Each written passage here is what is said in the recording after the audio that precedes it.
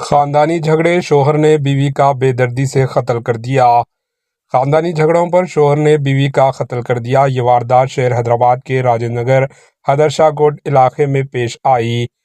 मकतूला 34 साला कृष्णावेनी की शादी श्रीकांत से हुई थी, जो फंक्शन हॉल सप्लाई शॉप चलाया करता था। ये खानदान हैदरशाह कोटा में अपने 2 बच्चों के साथ मुकीम था। किसी मसले पर इस जोड़े में कल शब झगड़ा हुआ, जिसके बाद कृष्णावेनी सोने के लिए चली गई। इसी दौरान इसके शौहर श्रीकांत ने इसकी बीवी के सर पर हथौड़े से हमला कर दिया, जिसके नतीजे में वो मौके पर ही हलाक हो गई। बादशाह श्रीकांत ने पुलिस स्टेशन पहुंचकर खुद को पुलिस के हवाले कर दिया।